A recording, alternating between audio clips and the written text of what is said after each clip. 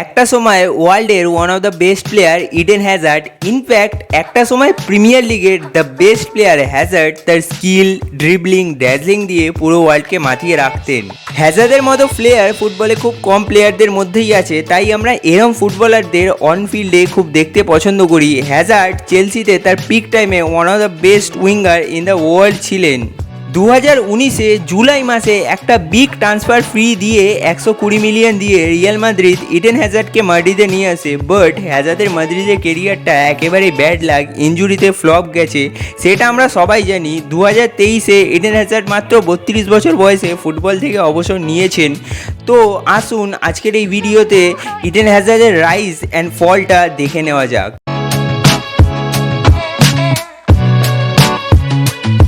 হ্যাজার্ডের জন্ম হয় জানুয়ারি 7 তারিখ 1991 সালে বেলজিয়ামের লা লোরভেরে শহরে। তার বাবা এবং মা থিয়েরি হ্যাজার্ড এবং ক্যারিন হ্যাজার্ড দুজনেই প্রফেশনাল ফুটবলার ছিলেন। এই ইনফরমেশনটা থেকে স্পষ্ট বোঝা যায় যে ইডেন হ্যাজার্ডের জেনেটিকেই ছিল ফুটবল। তাই থিয়েরি হ্যাজার্ড এবং ক্যারিন হ্যাজার্ডের 3 সন্তান ইডেন হ্যাজার্ড, থগেন হ্যাজার্ড এবং কিলিয়ান হ্যাজার্ড তিনজনেই প্রফেশনাল ফুটবলার হয়েছেন। হ্যাজার্ডের যখন বয়স মাত্র 14 বছর বয়স, তিনি তখন তার হোম টাউনের ক্লাব রয়্যাল স্টেডে খেলতো। হ্যাজার্ডের ইউথ লেভেলের একটি কোচ বলেছিল, আমার ইডেন হ্যাজার্ডকে কিছু শেখানোর দরকার পড়ে না, সে ফুটবল সম্বন্ধে অলরেডি সব কিছু জানে। তারপর ইডেন হ্যাজার্ড এএফসি টুবিসের হয়ে খেলতেন। সেখানে হ্যাজার্ডের ট্যালেন্টের ওপর নজর আসে ফ্রান্সের ক্লাব লিলের। 2005 মাত্র 14 বছরের ইডেন হ্যাজার্ড যোগ দেয় লিলের ইউথ টিমে।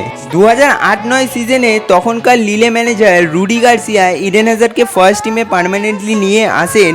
হ্যাজার্ডের বয়স তখন মাত্র 17। তার ফার্স্ট প্রফেশনাল সিজন ছিল এটা। 35 খেলায় অল কম্পিটিশনে হ্যাজার্ড 6টি গোল এবং 4টি অ্যাসিস্ট করেন। হ্যাজার্ড যখন তার ফার্স্ট গোলটা করে লিলের হয়ে, তখন তিনি লিলের হিস্ট্রিতে ইয়ংগেস্ট গোল স্কোরার হয়ে ওঠেন। হ্যাজার্ড তার পারফরমেন্সেসগুলো দিন দিন ইমপ্রুভ করতে থাকে। 2009-10 সিজনে 52 খেলায় হ্যাজার্ড 10টি গোল এবং 13টি অ্যাসিস্ট করেন, যা একজন 18 বছরের প্লেয়ারের জন্য অনেকটাই কঠিন। হ্যাজার্ড পরপর দুবার league one youth player of the year award পায়। 2010-11 সিজনে ইডেন হ্যাজার্ড নিজের খেলাটাকে আরও ইমপ্রুভ করলেও তার বিরুদ্ধে কোচরা বারবারই অ্যালিগেশন আনতো যে ইডেন হ্যাজার্ড ঠিক করে প্র্যাকটিস অ্যাটেন্ড করে না, জিম আসে না। তার পানিশমেন্ট স্বরূপ কিছু কি ম্যাচেসে ইডেন হ্যাজার্ডকে বেঞ্চে বসিয়ে রাখা হয়। তবুও যখনই হ্যাজার্ড মাঠে নেমেছে তখন নিজের কোচকে বারবারই অবাক করেছেন। 2010-11 সিজনে 54 খেলায় 12টি গোল এবং 14টি অ্যাসিস্ট করে হ্যাজার্ড এবং লিলে সেই ইয়ার লিগ ওয়ানও চ্যাম্পিয়ন হয়। 20 বছরের young Eden Hazard league one player of the season অ্যাওয়ার্ডও জেতেন। লিলের জার্সিতে ইডেন হ্যাজার্ড 2011-12 সিজনে নিজের সেরাটা দেয়। লিলে আবারও লিগ ওয়ান চ্যাম্পিয়ন হয়। হ্যাজার্ড 49 খেলায় 22টি গোল এবং 22টি অ্যাসিস্ট করে, যা সিম্পলি রিডিকুলাস একজন 20 বছর বয়সী প্লেয়ারের জন্য। হ্যাজার্ড আবারও player of the year award পান লিগ ওয়ানের। এই সিজন শেষে ইডেন হ্যাজার্ড লিলে ছাড়ে। তার ফেয়ারওয়েল গেমে মাত্র 30 মিনিটে হ্যাট্রিক করেন ইডেন হ্যাজার্ড। হ্যাজার্ড তখন 2 ম্যানচেস্টার টিমের সাথে হেভিলি লিঙ্কড হয়ে থাকলেও তিনি চেলসি ফুটবল ক্লাবে যোগ দেওয়ার সিদ্ধান্ত নেন। হ্যাজার্ডের এই মুভটার পিছনে চেলসি 2011-12 চ্যাম্পিয়ন্স লিগ জেতাটা থেকে কিছুটা হলেও ইনফ্লুয়েন্স। 32 মিলিয়ন দিয়ে চেলসি ইডেন হ্যাজার্ডকে ইংল্যান্ডের ক্যাপিটাল লন্ডনে নিয়ে আসে। নিজের ফার্স্ট সিজনে হ্যাজার্ড চেলসির হয়ে 62 খেলায় 13টি গোল এবং 24টি অ্যাসিস্ট করে এবং ডেবিউ সিজনে হ্যাজার্ড চেলসির হয়ে নিজের ফার্স্ট ট্রফিটাও জেতে ইউরোপিয়ান লিগ। 2013-14 হ্যাজার্ড তার সেকেন্ড সিজনে 49 খেলায় 17টি গোল এবং 10টি অ্যাসিস্ট করেন এবং ব্যালন ড'রের জন্য নমিনেটও হন প্রথমবারের জন্য। 2014 ওয়ার্ল্ড কাপে হ্যাজার্ড বেলজিয়ামের হয়ে 2টি অ্যাসিস্টও করেন, বাট আনফর্চুনেটলি বেলজিয়াম কোয়ার্টার ফাইনালে হেরে যায় আর্জেন্টিনার কাছে। 2014-15 ক্যাম্পেনে হ্যাজার্ড 52 খেলায় 19টি গোল 13টি অ্যাসিস্ট করেন। তার পারফরমেন্সেসগুলো একটা মেজর কারণ ছিল সে বছর চেলসির প্রিমিয়ার লিগ জেতার পিছনে। হ্যাজার্ড এই বছর PFA player of the year award এবং ব্যাক টু ব্যাক চেলসির প্লেয়ার অফ দ্য ইয়ার অ্যাওয়ার্ডও জেতেন। সেই সময়কার চেলসি কোচ হোসে মরিনিও একটা ইন্টারভিউতে বলেন যে ইডেন হ্যাজার্ড এই মুহূর্তে টপ 3 ওয়ার্ল্ডের বেস্ট প্লেয়ার।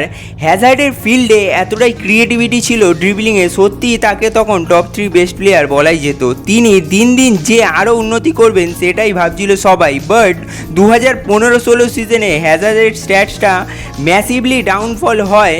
43 খেলায় 6টি গোল এবং 8টি অ্যাসিস্ট করেন হ্যাজার্ড এবং ফ্যান্সদের থেকে ক্রিটিসাইজও হন।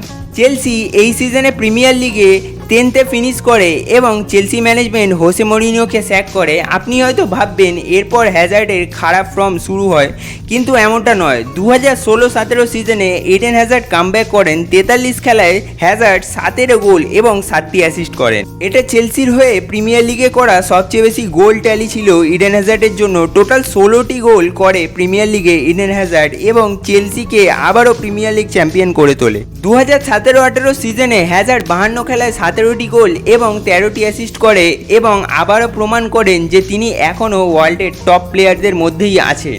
এফএ কাপ জেতে চেলসি এই সিজনে এবং ফাইনালে ম্যানচেস্টার ইউনাইটেডের বিপক্ষে একমাত্র গোলটি করেন হ্যাজার্ড। হ্যাজার্ড তার এই ম্যাচ ম্যানেজিং ফর্মটা নিয়ে 2018-তে বেলজিয়ামের হয়ে ওয়ার্ল্ড কাপ খেলতে যান এবং প্রমাণ করেন নিজের দিনে সে কতটা ভয়ঙ্কর হতে পারেন। 2018 ওয়ার্ল্ড কাপে হ্যাজার্ড বেলজিয়ামের ক্যাপ্টেন ছিলেন, 3টি গোল এবং 2টি অ্যাসিস্টও করেন এবং বেলজিয়ামকে ওয়ার্ল্ড কাপের 3rd প্লেসে ফিনিশ করায়। শুধু এখানেই থেমে থাকেন না হ্যাজার্ড, 2018-19 সিজনে 21টি গোল এবং 17টি অ্যাসিস্ট করেন, যা চেলসির ওভারঅল 50% গোলে ডিরেক্ট কন্ট্রিবিউশন ছিল। এই সিজনে চেলসি আবারও ইউরোপিয়ান লিগ জেতে। হ্যাজার্ড চেলসির হয়ে তার লাস্ট গেম ইউরোপিয়ান লিগ ফাইনালে আর্সেনালের বিরুদ্ধে 2টি গোল এবং 1টি অ্যাসিস্টও করেন তিনি। খেলা শেষে হ্যাজার্ড ইন্টারভিউতে বলেন এটাই চেলসির হয়ে তার শেষ গেম ছিল। তিনি এখন নতুন চ্যালেঞ্জের জন্য তৈরি হচ্ছেন। 2019-এ রিয়াল মাদ্রিদ তাকে চেলসির কাছ থেকে 150 মিলিয়ন দিয়ে মাদ্রিদে নিয়ে আসে। প্রি সিজনে হ্যাজার্ড ওভারওয়েট হয়ে পড়েন, যা একজন অ্যাথলিটের জন্য একদমই ভালো ব্যাপার নয়। 2019-20 নিজের ফার্স্ট সিজনে হ্যাজার্ড মাদ্রিদের হয়ে 22 খেলায় মাত্র 1 গোল এবং 7টি অ্যাসিস্ট করেন। তার ডাউনফলটা এবার শুরু হতে থাকে। হ্যাজার্ড ঘন ঘন ইনজুরি পিক করতে থাকেন। 2020-21 সিজনে হ্যাজার্ড 21 খেলায় 4টি গোল এবং 1টি অ্যাসিস্ট করে। 2021-22-এ মাত্র 1টি গোল ও 2টি অ্যাসিস্ট করেন এবং তার শেষ সিজন 2022-23-এ হ্যাজার্ড আবারও 30 খেলায় মাত্র 1টি গোল এবং 2টি অ্যাসিস্ট করেন। বাট রিয়াল মাদ্রিদ সেই সিজনে চ্যাম্পিয়ন্স লিগ জেতে, তাই হ্যাজার্ড প্র্যাকটিক্যালি একজন চ্যাম্পিয়ন্স লিগ উইনার হিসাবে নিজেকে দেখতেই পারে। তার কেরিয়ারটা আরও অনেক উচ্চতায় যেতে পারত। ফুটবল পিচে তিনি বেস্ট প্লেয়ার হলেও তার অনেক ফর্মাল টিমমেটরাই বলেছেন কিভাবে তিনি ঠিক করে ট্রেনিং করতেন না। ইডেন হ্যাজার্ডের কেরিয়ারটা দেখে আমরা বুঝতে পারি শুধু ট্যালেন্ট থাকাটাই যথেষ্ট নয়, তার সাথে সমপরিমাণে আমাদের হার্ডওয়ার্ক করারও প্রয়োজন।